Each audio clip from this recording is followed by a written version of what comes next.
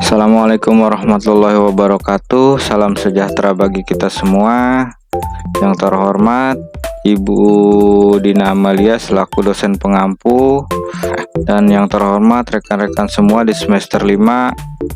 Kali ini kami dari kelompok 2, yaitu saya sendiri Idris, Duria, dan Nisa, akan mempresentasikan mata kuliah manajemen strategi yang berjudul Model Deskriptif Manajemen Strategi, Lingkungan Eksternal, Lingkungan Internal, dan Formulasi Strategi. Kita lanjut ke judul yang pertama, yaitu Model Deskriptif Manajemen Strategi. Manajemen strategi ini merupakan ilmu penyusunan atau penerapan dan atau pengevaluasian keputusan yang digunakan suatu perusahaan untuk mencapai sasarannya.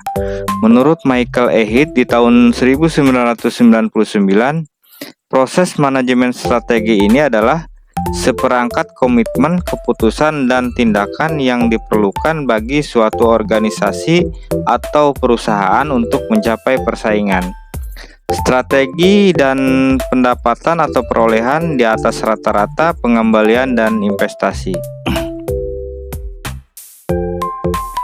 Proses manajemen strategi terdiri dari 8 langkah, yaitu mendefinisikan visi dan misi bisnis dan tanggung jawab sosial, menganalisis lingkungan eksternal, menganalisis lingkungan internal, memilih tujuan dan sasaran bisnis, mengembangkan strategi bisnis, merinci rencana program, dan mengimplementasikan rencana program dan mengumpulkan umpan balik serta menguji pengendalian.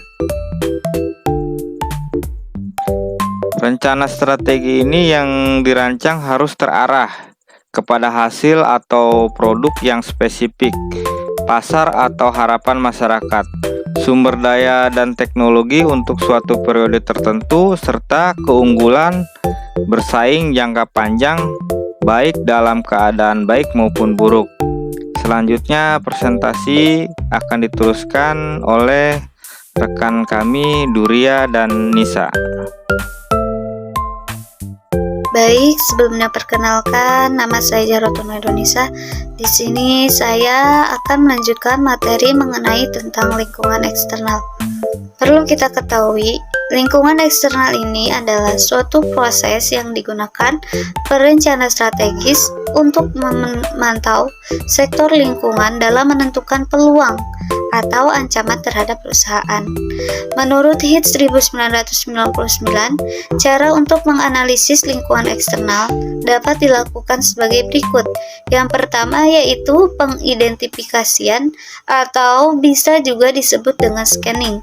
Mengidentifikasi tanda-tanda perubahan dan kecenderungan lingkungan sebelumnya. Yang kedua, pendeteksian atau disebut juga dengan monitoring. Mendeteksi dini dengan mengobservasi perubahan dan kecenderungan lingkungan secara terus-menerus. Yang ketiga, ada yang dinamakan dengan peramalan atau forecasting. Mengembangkan proyeksi tentang antisipasi outcomes berdasarkan perubahan dan kecenderungan yang telah dimonitor. Kemudian yang terakhir itu yang keempat, ada yang dinamakan dengan penetapan atau assessing, menentukan waktu dan kepentingan perubahan dan kecenderungan lingkungan yang diperuntukkan bagi strategi perusahaan dan manajemennya. Kesimpulannya adalah ketika kita akan menganalisis lingkungan eksternal, menurut Heath itu ada 4 cara yang bisa kita lakukan. Cara yang pertama yaitu tadi sudah disebutkan pengidentifikasian atau scanning. Yang kedua ada yang dinamakan dengan pendeteksian atau monitoring. Cara yang ketiga ada peramalan atau forecasting.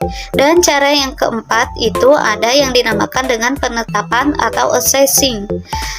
Selanjutnya, menurut David 2010, Duncan 1972 menjelaskan yang dimaksud dengan lingkungan eksternal perusahaan atau external business environment adalah berbagai faktor yang berada di luar organisasi yang harus diperhitungkan oleh organisasi perusahaan pada saat membuat keputusan.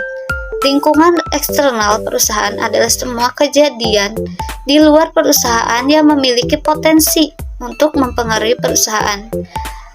Chuck Williams 2001 51, Bridge 2 dan Robinson 2013 mendefinisikan lingkungan eksternal merupakan faktor-faktor di luar kendali yang mempengaruhi pilihan perusahaan mengenai arah dan tindakan yang pada akhirnya juga mempengaruhi struktur organisasi dan proses internalnya.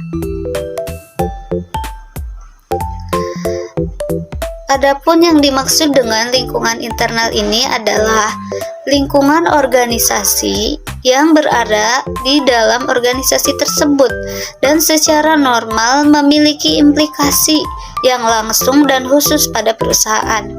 Analisis terhadap lingkungan internal perusahaan bertujuan untuk mengidentifikasi sejumlah kekuatan dan kelemahan yang terdapat pada sumber daya dan proses bisnis internal yang dimiliki perusahaan. Sumber daya dan proses bisnis internal dikatakan memiliki kekuatan apabila sumber daya dan proses bisnis internal tersebut memiliki kemampuan atau capability yang akan menciptakan distinctive competition sehingga perusahaan akan memperoleh keunggulan kompetitif. Mungkin materi selanjutnya yaitu yang akan disampaikan oleh Durya. Formulasi strategi. Formulasi strategi bisnis adalah proses menggunakan pengetahuan, data, dan informasi yang tersedia untuk membentuk arah bisnis yang diinginkan dan langkah-langkah spesifik untuk mencapai tujuannya.